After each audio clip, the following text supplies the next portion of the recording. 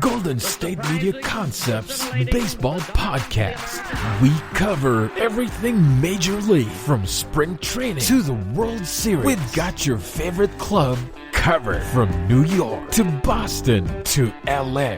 This is the Golden State Media Concepts Baseball Podcast.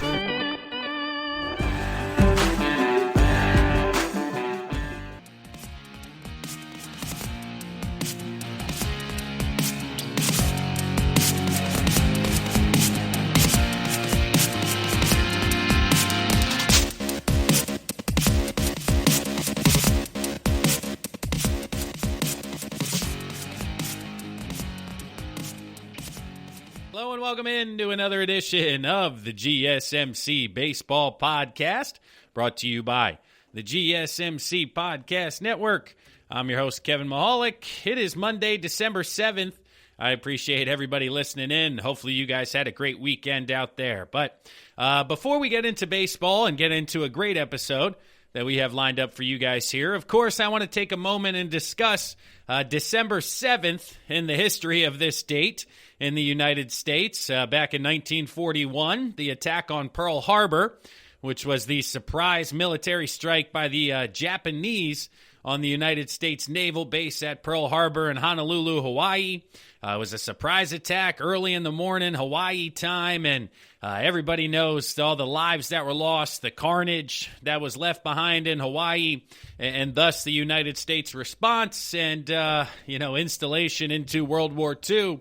And here we are today. So I do want to, again, first off, thank and remember all the service members out there who are listening or who have served in the past, given their life all the way back on 1941 up until today. Of course, things are going on worldwide that we continue to be thankful for all of your efforts, everything you're providing to allow us the freedoms here for me to talk into a microphone about baseball and not have to worry about my safety, health concerns, and all of that stuff going on here. But as I'm recording in my basement, I'm looking up at my ticket to the USS Arizona Memorial. I have a ticket kind of mural in my basement based on everything I've been able to attend. And of course, the Pearl Harbor Memorial for the USS Arizona is going up there because that is just a fascinating memorial. It is super powerful and super emotional. So certainly, if you guys have not been able to get out to Hawaii, and if you can, if it's within your means, within everything going on in your life, get out to Honolulu. Check out the Pearl Harbor Memorial. I've been out there a couple of times. You still see the oil rising out of the USS Arizona, and you can see underneath and all of the old video and things like that. So it's definitely heavy. It's definitely tense, emotional, but it's very well done. It's certainly worth the trip and an excellent experience for everybody out there. So December 7th, 1941, a day that will live in infamy. So when I announced that at the top of the show, I'm like, man, of course, I have to bring that up here before we get into baseball and everything else going on here in 2020. So once again, a final thank you, a final shout out to all service members, past and present. We really do appreciate it. But we got a great show lined up for you here today. We're going to be talking about all things baseball, a couple of general manager updates going on. The Rangers made a hire. The Phillies are still sitting in no man's land, so we'll get into all of that. Then we'll transition into some conversation around the winter meetings. We'll discuss some past trades that have gone down, signings, all of the top stuff from the history, and then what you may see this year as well. And then we'll close out with an update on the KBO and the Japanese professional series, since those recently came to a conclusion, and we were talking about those pretty routinely when it was back in March, April, and May before Major League Baseball came live and on the scene here. So let's jump on in. Thanks again for listening. Here we go. Let's talk all things Major League Baseball. But right off the top, the Texas Rangers, they've made a hire at general manager. They hired former Major League pitcher Chris Young, who appeared with the team. Young had pitched in 13 seasons across the majors. He dealt with some injury issues, so it was over the course of a handful of years. But he played for Texas, San Diego, the Mets, Seattle, Kansas City. So he was certainly a guy who traveled around Major League Baseball, but grew up in Dallas.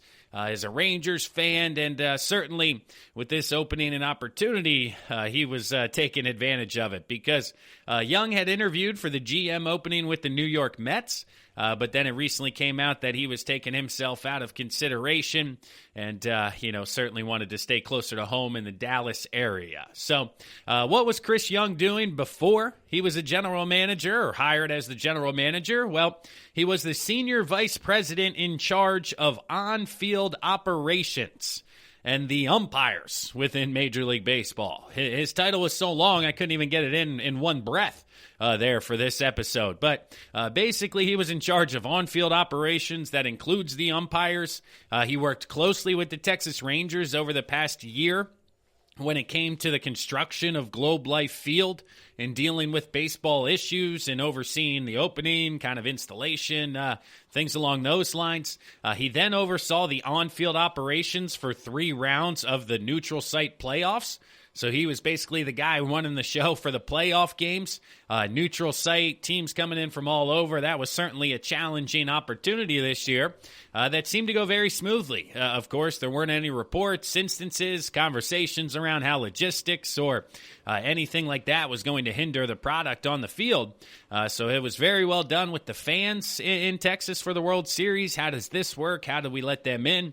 This was something Chris Young was dealing with on a day-to-day basis. So he was interacting with the Texas Rangers almost a year ago when it comes to, the installation of the new park. Then he's working with them again when it comes to the playoffs and the neutral site. So there was a lot of interaction there, and they got a first-hand view of what exactly they're looking at when they're hiring Chris Young here. So it's certainly an interesting dynamic because coming from the Major League Baseball side of things, where he was hired pretty much a year after his retirement. So the guy retired only in 2017. I mean, he's only going to be 41 years old this year, and he even played with and against some current Texas Rangers. So the guy's new boss on the squad has faced Chris Young. There's actually 3 guys on the Rangers who had at-bats during Chris Young during his baseball career.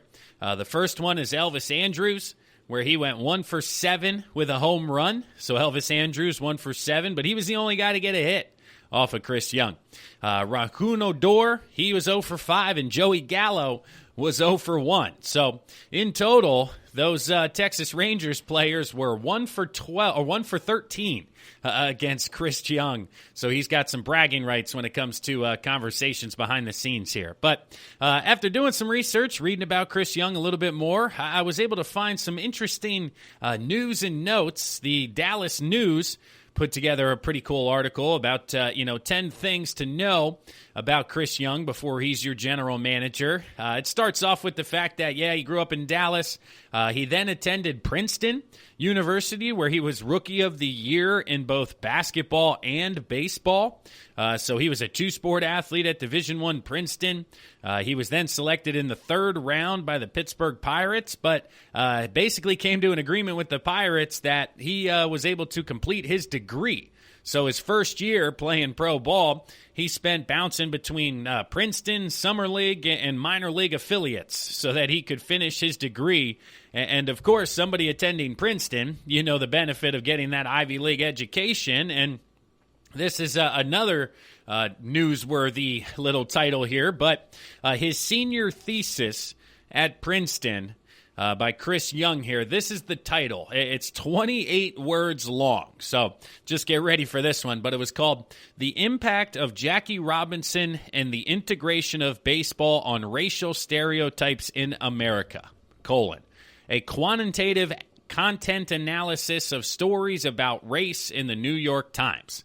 It was over 80 pages, and apparently he wrote it basically entirely when he was on the bus in Low A, going back and forth from Princeton to his games, and just it's fascinating how sharp the guy is. But, of course, he then parlayed that into a nice MLB career, but he could have also went pro in basketball. I mean, Chris Young, he's 6'10", which makes him tied for the second tallest player in baseball history.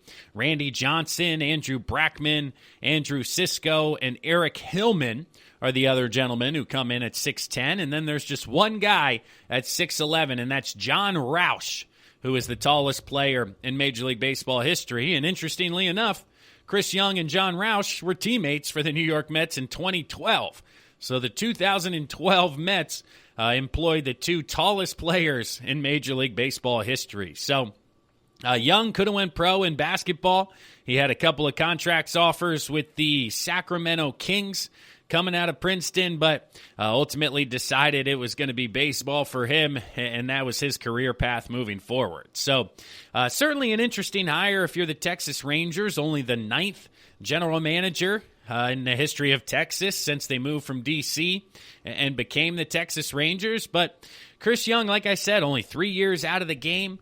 He's shown and demonstrated while working for Major League Baseball that he certainly knows today's game when it comes to sabermetrics, analytics, next-level analysis, and how to implement this into today's day and age. It's just going to be a matter of, can he evaluate players? That's my only question with this hire. Is yes, he played for 13 years. Obviously, he can play.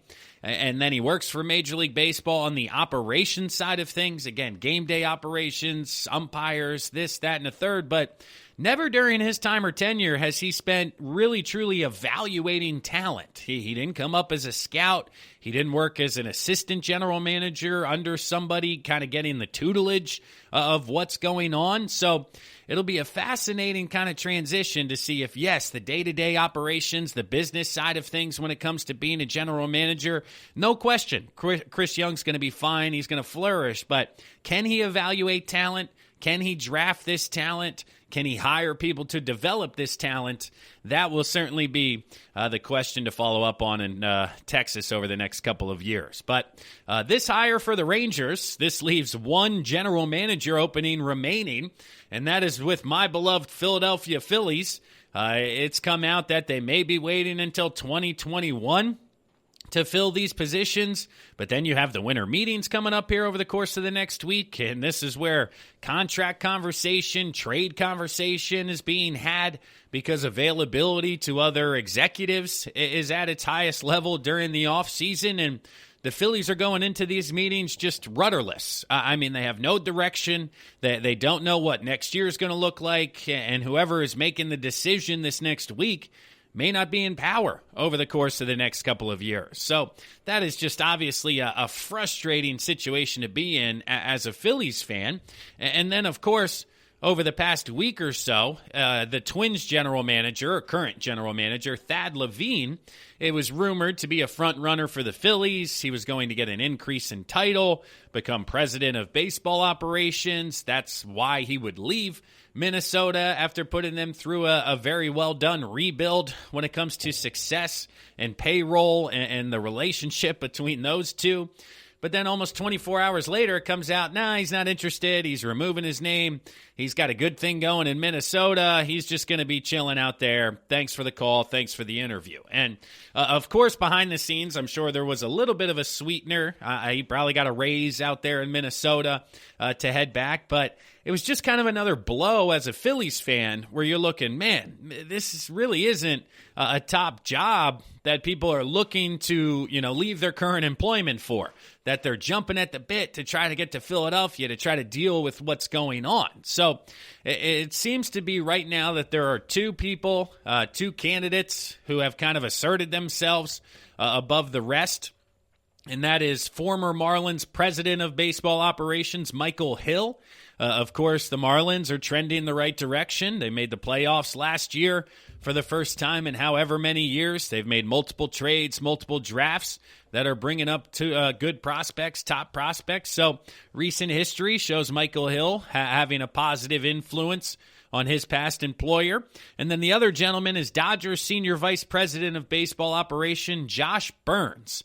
And the back and forth with Josh Burns is that he's been a general manager twice already in his career, and he didn't have great success with either of those opportunities. It's been 10, 15, 20 years, and of course, you continue to develop, you continue to, mature as a talent evaluator, as a person. So you can't hold past, failures against him in the future. You just use it as a reference point to say, hey, what would you do different? How did you learn from your mistakes? What are you getting into moving forward?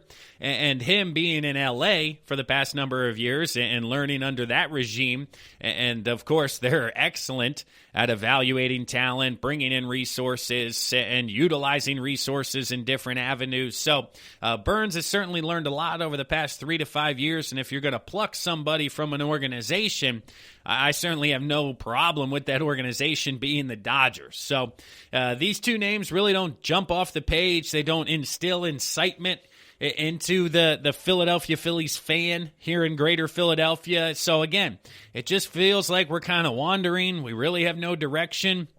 What's the plan? What's the move? What are we doing here moving forward? But it does seem to be, Josh Burns and Michael Hill are the two candidates that will receive a second interview and are the candidates to beat here for the potential next general manager job in Philadelphia. But we'll have to wait and see. I don't know if they're going to have somebody by the time the winter meetings roll around, which certainly would be a difficult decision for an organization. But that wraps it up here for the first episode of the GSMC Baseball Podcast, brought to you by the GSMC Podcast Network. I'm your host, Kevin Mahalik. We'll pause right now for a word from one of our sponsors, one of our sister shows, but when we come back, we'll dive into those winter meetings, talk about what to expect this year, what's gone on in years past. So this segment's going to be a lot of fun. Stick around. We'll be right back. This is your ultimate stop for everything sports. The Golden State Media Concepts Sports Podcast. Should I say more? From the NFL, MLB, the NBA to MMA, it's all in here. The Golden State Media Concepts Sports Podcast. Listen now.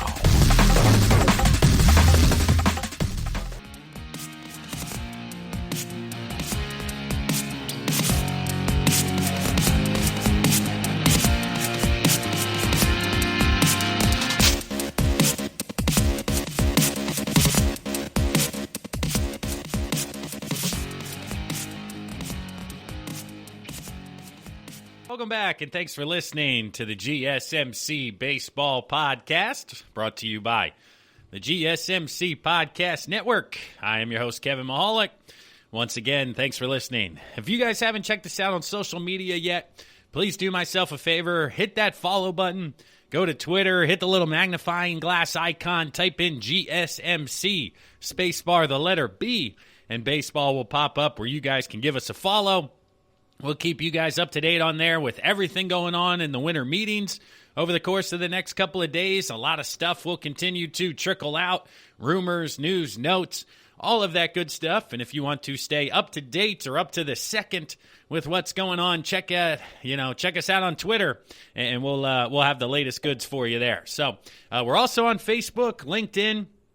So whichever social media platform you're on at the time, Snapchat, I don't know, hit the search bar, type in GSMC, and give us a follow. We certainly appreciate it here. But jumping back into today's episode, next we're discussing how Major League Baseball has sued its insurance providers, citing billions in losses related to COVID-19. So this came out just a few days ago, where Major League Baseball and all 30 of its teams are suing their insurance providers for basically the losses during the 2020 season. This was filed into the California Supreme Court and obtained by the Associated Press. It basically says providers such as AIG, Factory Mutual, and Interstate Fire and Casualty Company have refused to pay claims made by Major League Baseball despite the league's, quote, all-risk policy purchases. And the league has come out and talked about how they purchased the policies, millions and millions of dollars in premiums to go above and beyond to make sure something like this is covered. The claims, they talk about billions of dollars in tickets, hundreds of millions in concessions, tens of millions on parking and millions on suites, luxuries, in-park merchandise, corporate sponsorships, and things along those lines. It also talks about local and national media losses from not being able to cover, incomes missed due to media and things like that. So it's a very interesting kind of suit. And the reason why I think it may get a little bit of attention is because apparently over 1,400 lawsuits very similarly have been brought against insurance companies regarding interruptions. And, these include minor league baseball teams and other organizations such as that trying to get payouts on their insurance. So it depends on the insurance, though, because it does say here in the article that one minor league case for the Chattanooga Lookouts has already been dismissed due to a virus exclusion in their policy. So people are certainly going to be reading the fine print, but Major League Baseball goes on to say, quote, due to COVID-19, the Major League Baseball entities, including all 30 of those major league clubs, have incurred significant losses due to the inability to play games, host fans, and otherwise conduct normal business. We strongly believe these losses are covered in full by our insurance policies and confident the court and jury will agree. So it's certainly going to be interesting. I am not a lawyer or, one of those guys going back and forth in the court of law. So I really don't know what is happening, but it is interesting just to kind of read some of the terminology and try to figure out exactly what's going on, because here, insurers in many cases have insisted that financial losses caused by the coronavirus do not constitute physical loss or property damage. Major League Baseball is claiming that the virus has led to both. Quote, the presence of the coronavirus, including but not limited to droplets or nuclei on solid surfaces and in the air at insured property, has caused and will continue to cause direct physical damage to physical property and ambient air at the premises. Coronavirus, a physical substance, has attached and adhered to plaintiff's property and by doing so altered that property.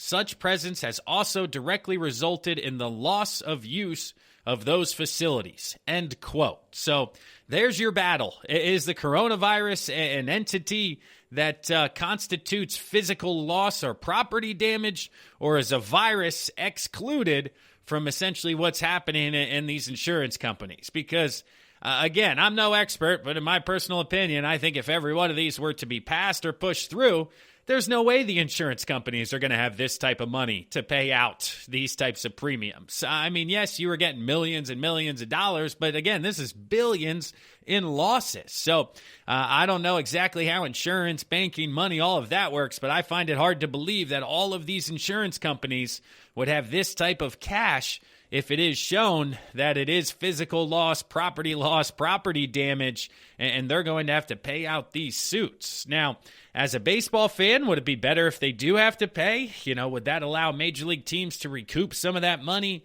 potentially spend some of that money out in free agency? I'm not sure. Man, this is a tough one. But I don't know how this one ends. We'll keep you guys posted. We'll continue to monitor the situation over the next couple of days. But it's going to come down to the fine print. There's going to be a lot of back and forth. And I don't think this is going to end anytime soon. But Major League Baseball suing insurance providers with all of their teams. That's what we have right now as of December 7th. But transitioning now here in the second segment into our conversation around the winter meetings. What exactly is taking place? What's going on?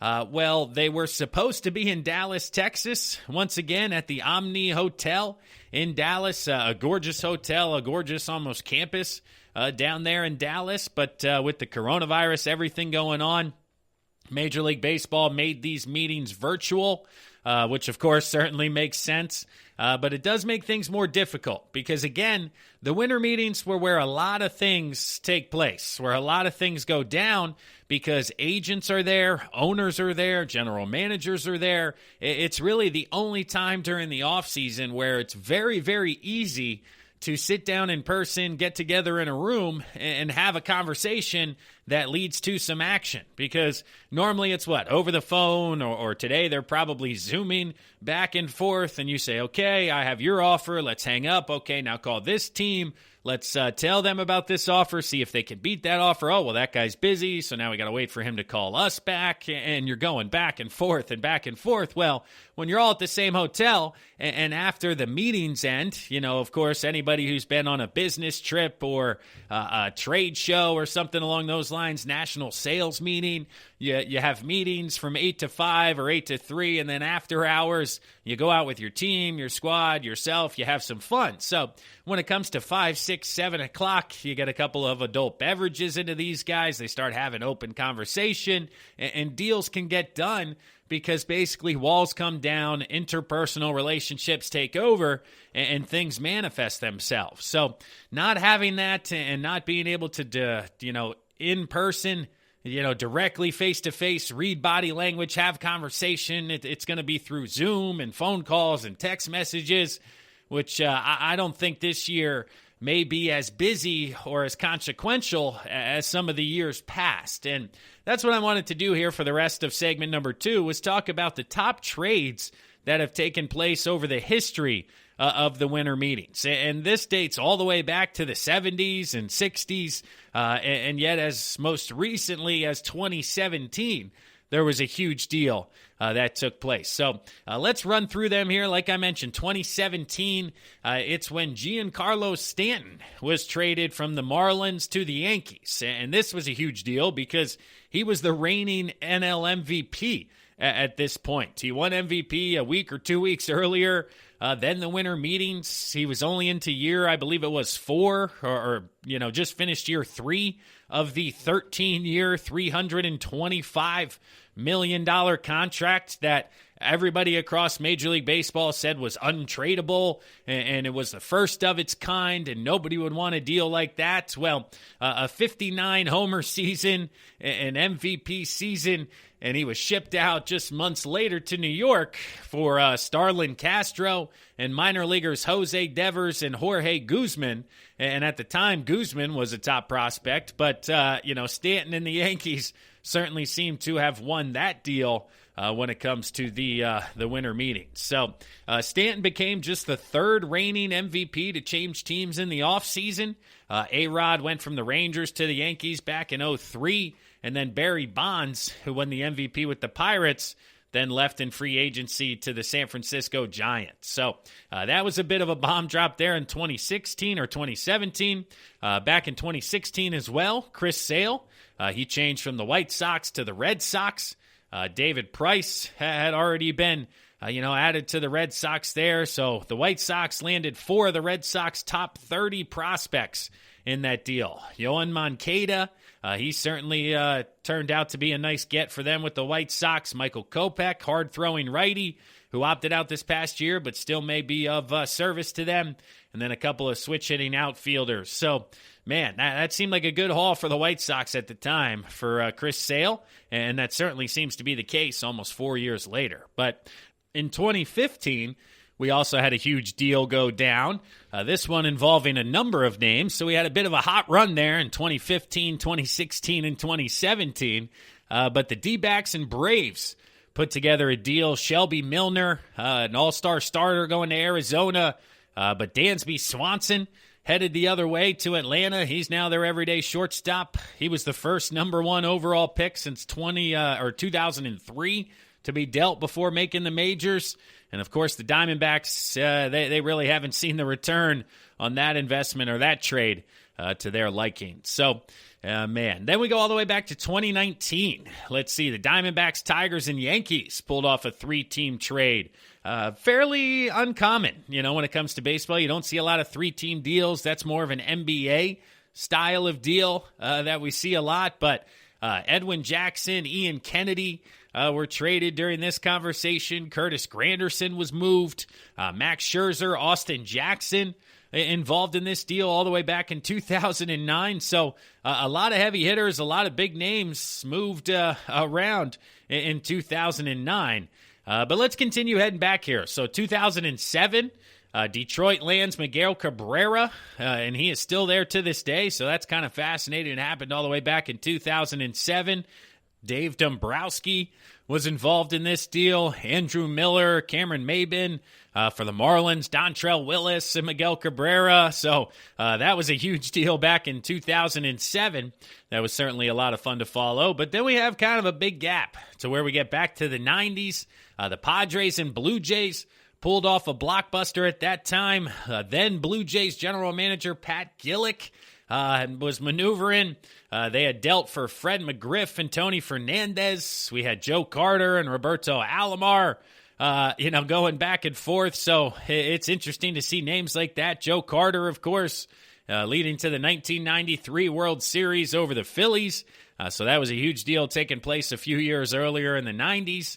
Back in 1984, Ricky Henderson was sent to the Yankees. The Yankees sent Tim Burstas, Jay Howe, Stan Javier, Eric Plunt, and Jose Rio to the A's in exchange for Ricky Henderson, who would swipe 326 bags in New York after he got traded over there. So that's a huge deal. 5-for-1 deal there for Ricky Henderson.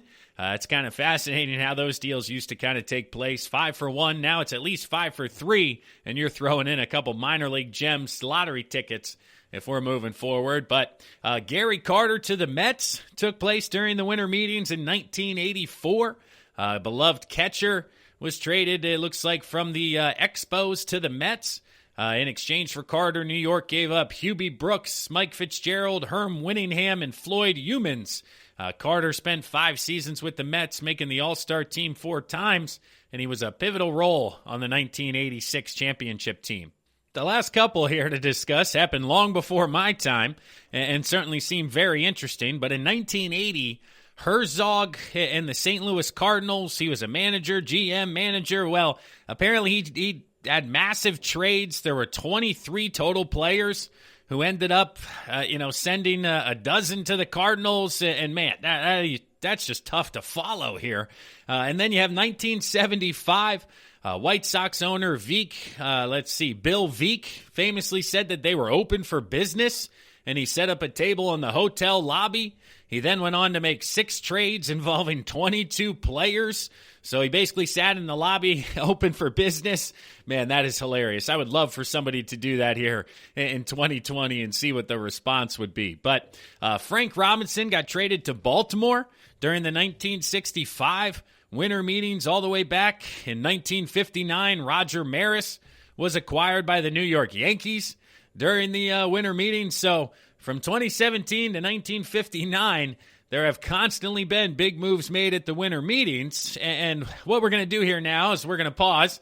We'll wrap up segment number 2, but we're going to discuss the potential moves that could be made at this year's winter meetings in our third segment, following a word from one of our sponsors and sister shows here. So stick around, everybody. I'm your host, Kevin Mahalik. We'll pause, and then we'll be right back talking about what could happen at this year's winter meetings right after this. Tired of searching the vast jungle of podcasts? Now listen close and hear this out. There's a podcast network that covers just about everything that you've been searching. Hey! The Golden State Media Concepts Podcast Network is here. Nothing less than a podcast bliss with endless hours of podcast coverage.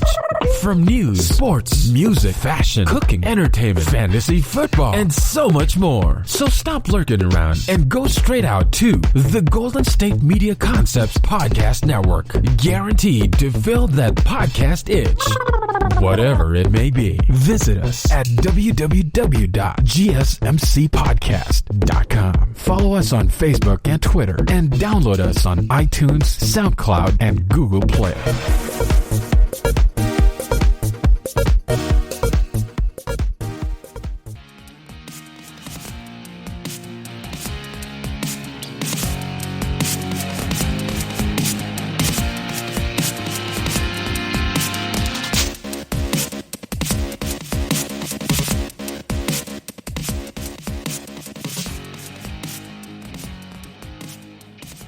Welcome back to the GSMC Baseball Podcast, brought to you by the GSMC Podcast Network. I'm your host, Kevin Mahalik. I appreciate you guys checking in today. If you haven't checked out other shows within the GSMC network, do yourself a favor, hit that little search icon wherever you're listening to this podcast. Just type in GSMC, and you'll get a ton of different shows, whether it's basketball, hockey, college basketball, football, fantasy football. The playoffs are coming up in the fantasy football world, so you'll get some quality content. Who should you start? Who should you sit? You can listen to that show to find out, as well as if it's not sports, if it's politics, news, music, movies, whatever it is.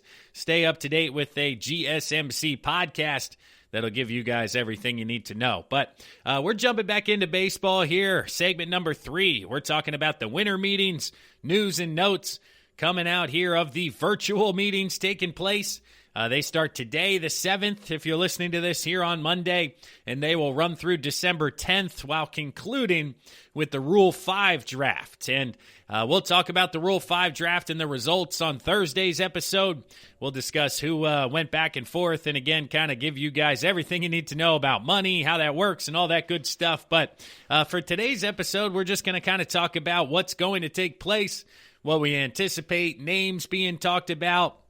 But first and foremost, one thing I wanted to discuss, and something that I found interesting, is that Major League Baseball and the Players Association still hasn't decided on the DH rule for the National League in 2021.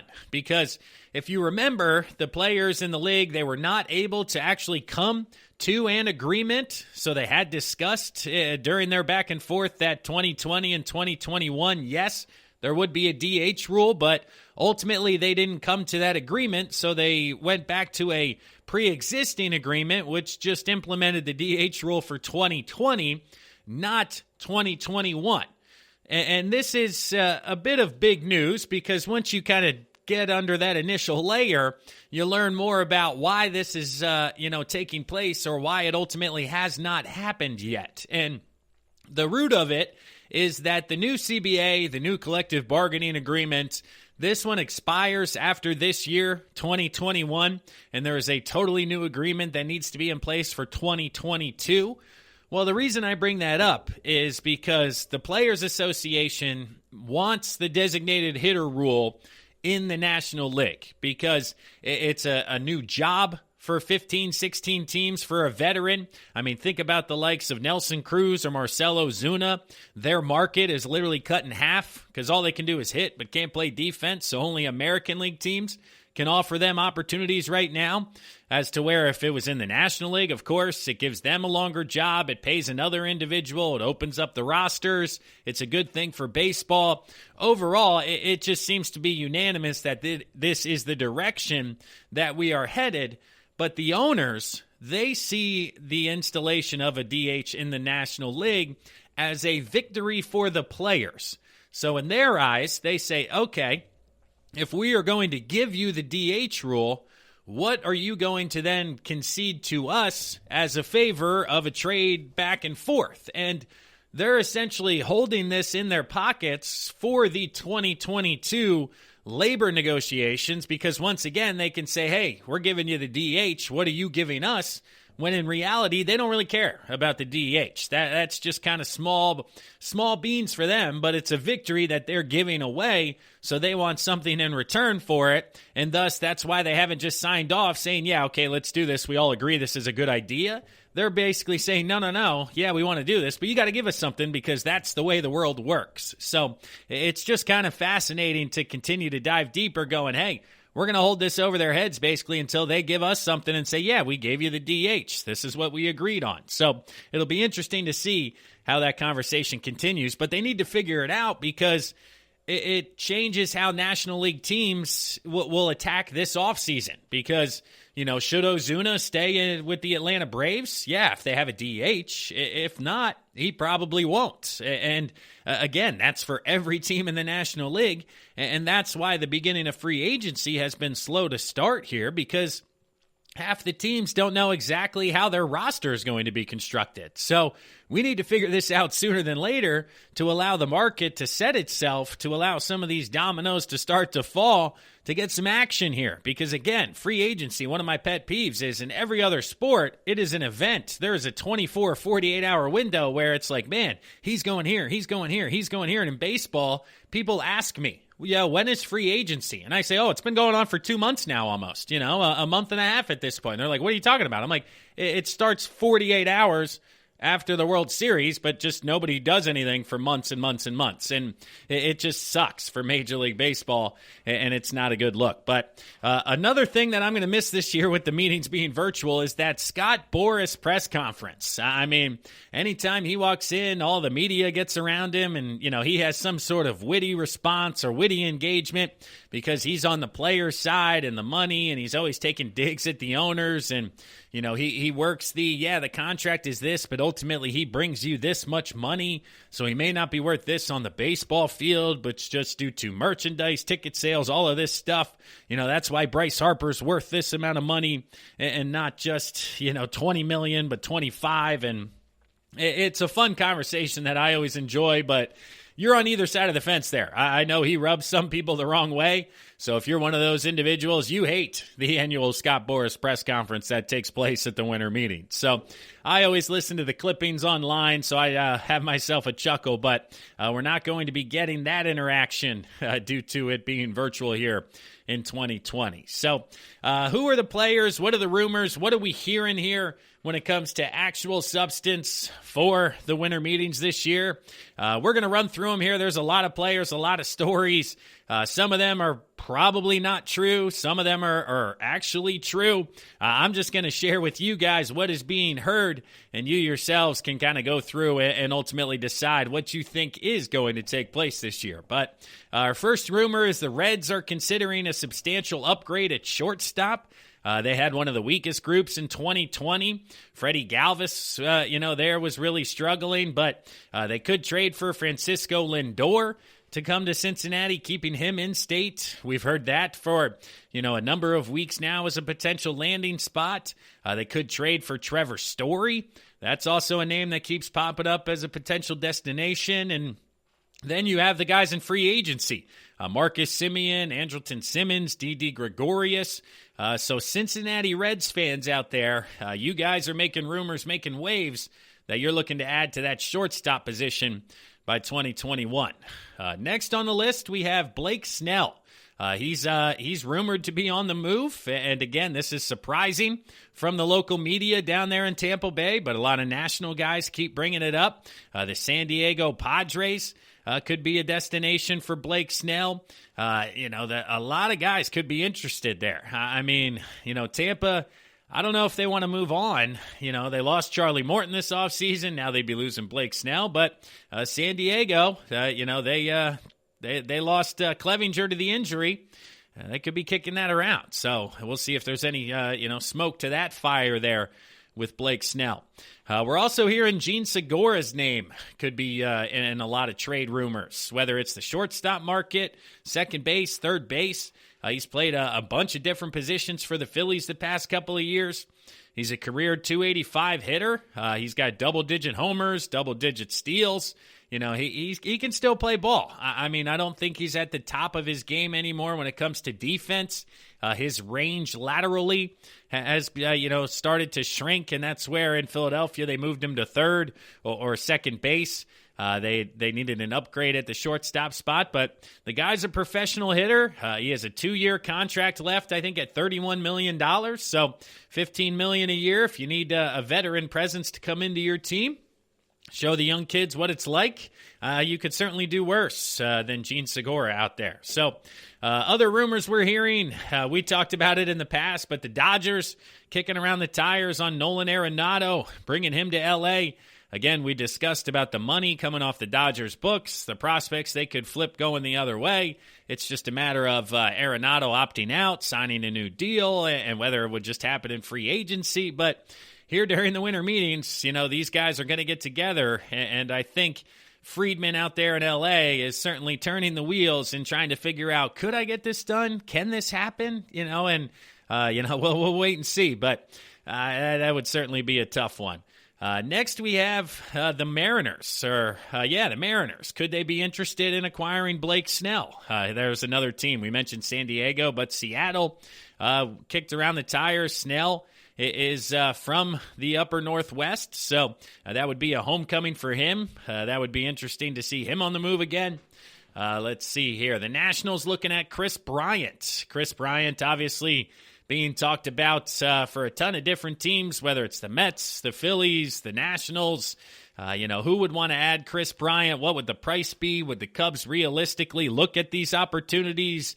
So he is one of the biggest names here at the winter meetings that could be dealt, and then it's just a matter of ultimately where it is and for what price Chicago's willing to accept back for Bryant's services. George Springer and the Blue Jays. Apparently talks are heating up between those two. I find that a bit surprising. I do think the New York Mets should be the favored for George Springer. But again, there's some confusion amongst baseball heads on ultimately what New York is looking to do.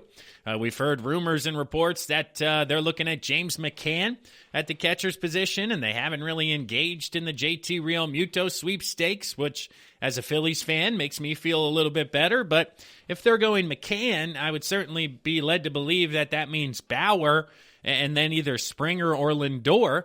So are they looking McCann, Bauer, and Lindor? Ultimately in the offseason in New York's one of the biggest wild cards because they're in on every big name.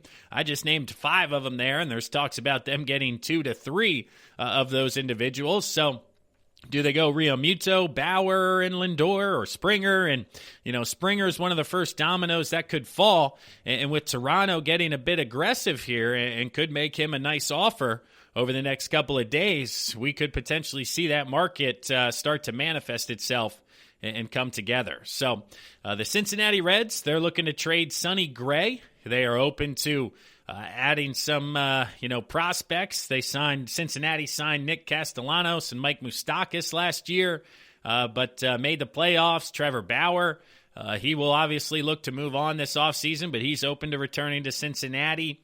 Sonny Gray's owed $20 million over the next 2 years, so it is a feasible contract for a guy, 31-year-old, who certainly has some value here. So if Bauer moves on, they could look to move on from Sonny Gray as well to kind of restabilize what's going on there in Cincinnati. So what else do we have here? The Red Sox, they like J.A. Happ. Could they bring in J.A. Happ up to Boston? We'll have to wait and see.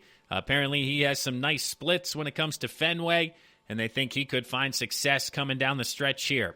The Dodgers, they are linked to lefty Brad Hand, formerly of the Cleveland Indians. They have interest, Hand, whose $10 million club option was declined by the Indians. So the Dodgers looking to add guys to the back end of that bullpen. Kenley Jansen has 1 more year left. It looks like he's at the end of his rope. Blake Trinan, Jake McGee, a couple of other guys who could not be back. So we'll wait and see what the Dodgers do, but they're looking to add bullpen help. Yadier Molina, he's got a number of teams after him. The Cardinals, obviously, he wants to be back with them to finish up his career. The Padres, the Angels, the Mets, a lot of teams having conversation with Yadier to see where he potentially is at and where he could end up. But then we got some trade rumors. There's guys who keep coming up in conversation. I'm just going to kind of run through those individuals who could be moved here. Some names you'll know more than others, but a lot of times there is certainly commonality in the names we hear over the course of the week. But first off is Trevor Story. Francisco Lindor is the biggest name that has the conversation, but Trevor Story in Colorado certainly could look to be moved here over the next couple of days. Eduardo Escobar of the Diamondbacks out there in Arizona, he'll make just $7.5 million, 3 years, $21 million over his deal. He certainly looks to be a bargain based on his return. You have Marco Gonzalez of the Seattle Mariners. He's put together a handful of nice years here. 7-2, 3.10 ERA and 11 starts. Throws strikes, gets outs, 28 years old from the left side. Certainly people are going to be looking to add that kind of action. You have Jorge Soler, who has been fantastic. He started with the Cubs. Now he's in Kansas City. He's in his final year of arbitration, going to be a free agent soon, so potentially he could be traded. Next, we have Brandon Belt of the San Francisco Giants. He's in his final years of a deal he signed a number of seasons ago. 32 years old, still hitting .300, still effective at first base. He is owed $62 million, but again, his return on, a team looking to rebuild at a veteran, you could do worse. You have Dominic Smith of the New York Mets. He's been fantastic. He had a solid 2020, even after a surprising 2019, only 25 years old. So teams looking to, punch a lottery ticket could be interested. Joey Gallo of the Texas Rangers. He surprisingly graded out effectively defensively in right field for the Rangers this year. Is still a bit feast or famine when it comes offensively, swing and miss, but huge home run power. Guys like that don't come around that often, so if you could get him into your system while he's cheap, you try to take advantage of that. You have Joe Musgrove of the Pittsburgh Pirates. He had a solid 2020, 3.86 ERA, only 27 years old, so he's certainly worth a look. And then the last guy here, Yu Darvish of the Chicago Cubs. Again, the Cubs kind of going a bit of a rebuild, new leadership. Theo Epstein stepped down. Jed Hoyer's now around. Could he look to move on from Darvish after he built on a strong second half in 2019 and a runner-up Cy Young voting in 2020? So that contract that didn't look good early now is sitting okay with Darvish figuring it out. So do you look to take advantage of that and move on from him as soon as possible? But any or all of those things could take place here over the next couple of days at the winter meetings. They're all rumors. I'm sure the internet's having some fun with some of them, but we are going to see some action over the next couple of days, and we look forward to it because we can talk about all of that and more on Thursday's episode. But for now, we'll pause one last time here for a note from one of our sponsors, one of our sister shows. And then when we come back, we're going to wrap things up. I'm going to talk about the KBO and the Japan series. Both have wrapped up. We'll discuss who won, some of the top performers. It's going to be fun. So stick around, everyone. We'll be right back. Want to know the latest in soccer? Then listen to the Golden State Media Concepts Soccer Podcast. From MLS, the World Cup, and the Premier League, we've got you covered. The latest updates, the hottest matches, and news on the league's top players. It's the Golden State Media Concepts Soccer Podcast. David Beckham scores the goal to take England all the way to the World Cup finals. Listen now.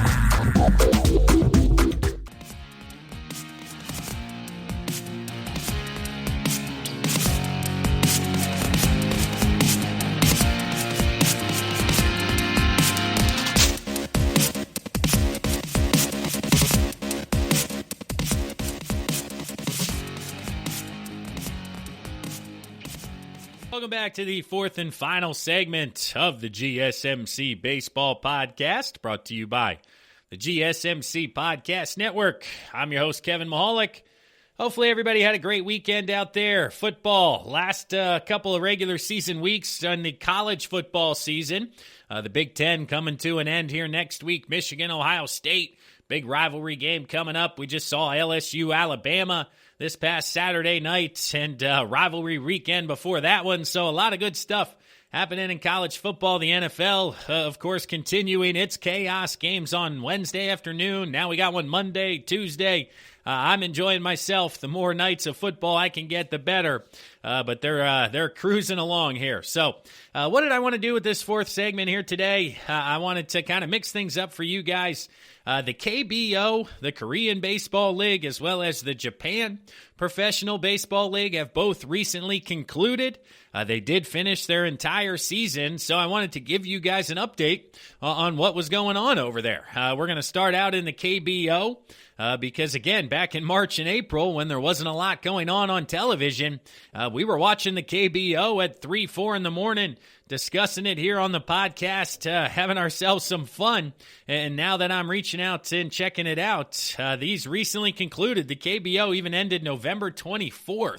So only just a few weeks ago. But a few interesting things to look at. That's where we'll start here in the fourth segment. But looking at the KBO, 5 teams qualify for the playoffs. But it is very fascinating to see the breakdown of the postseason, right? So instead of having a bracket-style format, it basically rewards the regular season the most out of anything I've seen when it comes to professional sports. Because if you win the regular season and finish in first place, you go all the way to the championship series. You get a bye in 3 rounds of the playoffs. Essentially, 5 out of 10 teams make the postseason. 5 and 4 play. The winner of that plays 3.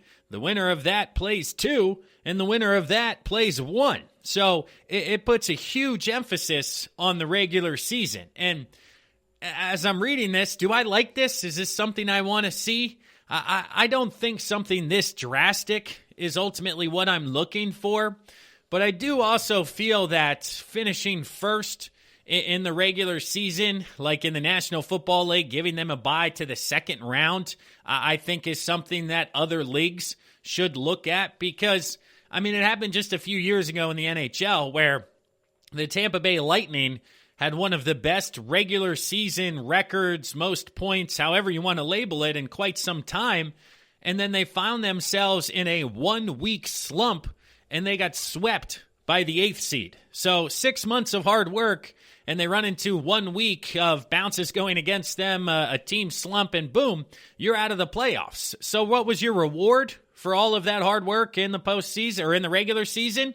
It was that you get to play at home for the first 2 games during the playoffs, while this other team, who was, 3/4 as good as you, that's the only thing that they have going against them. So it is just kind of fascinating. But I also don't think 3 rounds of the postseason should ultimately be how far you advance here as well. So there's a middle ground going on here somewhere that'll be fascinating to kind of look into. But the 5 seed was the Kiwoom Heroes. They went against the LG Twins. And here's another little quirk that the KBO uses. Just for the 4-5 game, the 5 team starts the series down 1-0 in a best of 3. So you're down 1-0. You essentially got to win 2 straight, or LG would just have to win 1 game ultimately to advance. And that's what happened. The LG Twins, they won that game 4-3 in 13 innings to ultimately win the wild card round by a score of 2-0,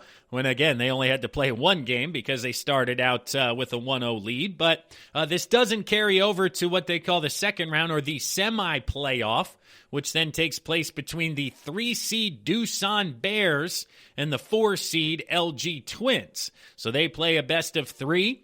Doosan won the first game 4-0, and the second game 9-7 in what was a shootout after a 7-run 4th inning for the Doosan Bears. So the 3-seed Doosan, they hold serve. They then advance to face off the 2-seed KT Wiz, which is now the semifinals, but it is what they call the playoff. And this is a best of 5 series. So the first 2 rounds were best of 3. The semis are now a best of 5, where Doosan won game 1, 3-2 over the KT Wiz to get the early advantage. They then won game 2, they lost game 2 by a score of 5-2. So KT bounced back, taking game 2. Doosan then won 2 games, or 2-0 and 4-1 to ultimately win the series 3-1. So there was your first upset in the KBO. The 3-seed Doosan Bears defeated the 2-seed KT Wiz to advance to the Korean series, or the finals, to face the number 1 seed NC Dinos, who once again found themselves receiving a bye with their 83-55-6 record. And I believe rain delays or canceled games was that 6 column that they ended up not making up for the end of the year. So the NC Dinos faced off against the Doosan Bears. NC got off to a 1-0 lead with a 5-3 victory.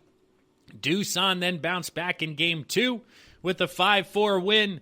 Doosan also won game 3 up 7-6. So the 3 seed was up 2-1 over the 1 seed, but that's when the NC Dinos kicked it into gear. They won game 4 by a score of 3-0 to even the series 2-2.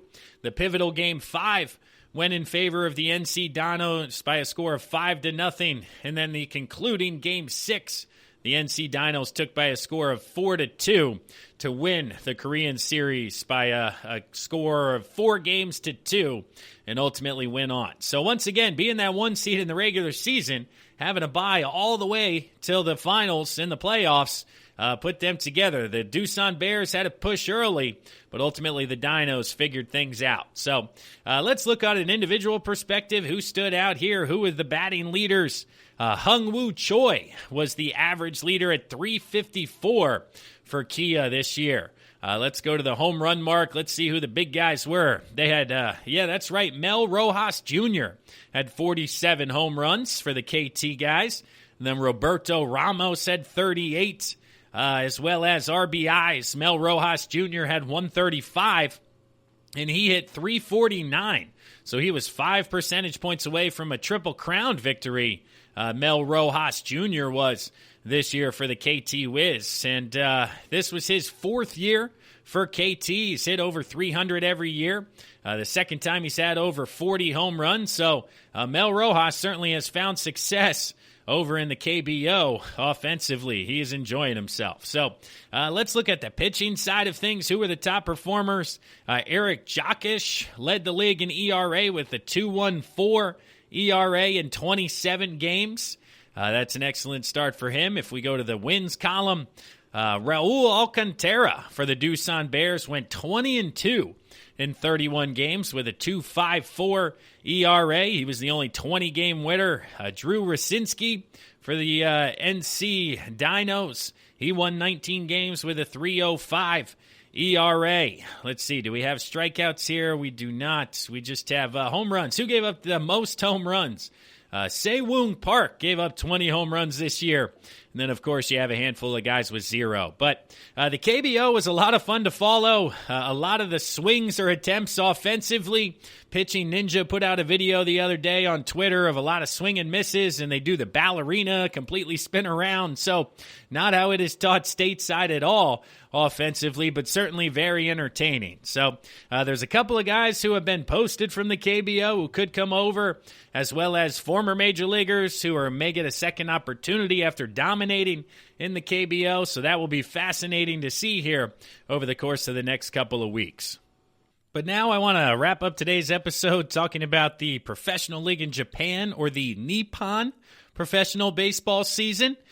This one did undergo some changes due to the coronavirus and some adjustments where the KBO got everything in, all 144 games. So 120 games were played for the Nippon League this year. And normally there is a Pacific League and a Japan League, a Pacific League and a Central League, which then conclude in the Japan Series. But due to the virus and everything that took place, the Pacific League still played their semifinal best-of-5 series, but the Central League decided that the winner of the regular season in that division would go straight to the Japan Series and skip that first-round playoff series. So the winner of the Central League had a huge advantage, basically not having to play a first-round series, which ultimately, could have backfired on him. But, it didn't based on records here. I don't know a lot, but we're looking at it. So the Pacific League, their quote-unquote climax series. This one also implies the 1-0 games lead due to winning the regular season. So it was a best-of-5, but one team came in, the Fukuoka SoftBank Hawks, came in with the 1-0 game lead. They won games 2 and 3, or games 1 and 2, however you want to look at it. But they had a 3-0 series lead and ultimately swept that right in the first round. But based on regular season record, the SoftBank Hawks were also the top team across the entire league. They were 73-42 during the regular season. The Yomiuri Giants finished 67-45. They were on the Central League side of things, so they were the winners of that league, which ultimately led to the Yomiuri Giants receiving a bye right into the Japan Series, and the Fukuoka SoftBank Hawks winning their first-round series and taking a shot at the Yomiuri Giants. Well, the Hawks came in, and they didn't lose a playoff game, so they got hot right away. They won 2 straight in the semis, went into the Japan Series, one game won by a score of 5-1, one game 2 by a score of 13-2, to ultimately take a huge 2-game advantage. The Giants weren't able to bounce back and lost Game 3, 4-0, and then lost Game 4, 4-1, and ultimately got swept by the SoftBank Hawks. So the Hawks were victorious. They were the winning team over there in Japan for the 2020 season. And, looking at some of the statistics, they break things down into league by league. And this is where it gets a little tricky, right? So they don't have overall leaders when it comes to the entire league. You have to look at the Central League and the Pacific League individually. So looking at the offensive, the Pacific League was more offense, and the Central League had a bit better pitching. And, that certainly aligns and makes sense when you put the two next to each other. But in the Pacific League, Masataka Yoshihide led the entire league in batting average. He hit .350 this year. Second was Yuki Yanaganita hitting .342. And Kensuke Kondo hit .340, all in the Pacific League this year. That would have been top 3 across them all until Kita Sano led the Central League in batting with a .328 average. So Central League champion, .328, Pacific League at .350. When you look at home runs, if you go down the list here, 32 for Hideo Asamura in the Pacific League. We also had Sho Nakata with 31. Those are the only two guys with 30-plus on that side. When we look at the Central League, we have Kazuma Okamoto with 31, only guy in the 30s, and then Monotaka Murakami with 28 as well. So those guys having the best years offensively.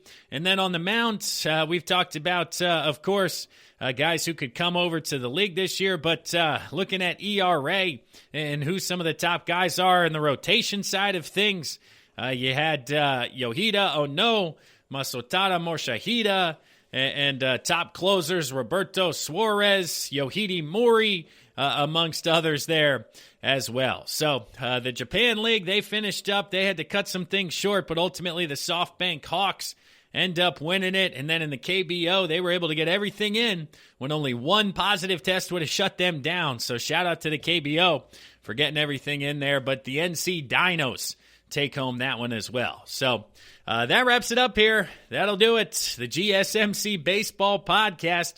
Another one in the books here.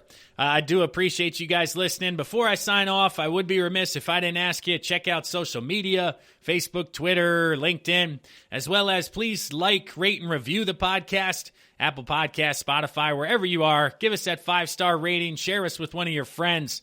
That really does help us continue to grow here. But that'll do it for today's episode, Monday, December 7th. Once again, Pearl Harbor Day. Shout out to all the people serving, past, present, and future. We do appreciate it here. But again, that's it. That'll do it. So I'll talk to you guys on Thursday. I am Kevin Mahalik. I appreciate y'all listening. Enjoy the week, everybody. You've been listening to the Golden State Media Concepts Baseball Podcast, part of the Golden State Media Concepts Podcast Network. You can find this show and others like it at www.gsmcpodcast.com. Download our podcast on iTunes, Stitcher, SoundCloud, and Google Play. Just type in GSMC to find all the shows from the Golden State Media Concepts Podcast Network, from movies to music, from sports to entertainment, and even weird news. You can also follow us on Twitter and on Facebook. Thank you, and we hope you have enjoyed today's program.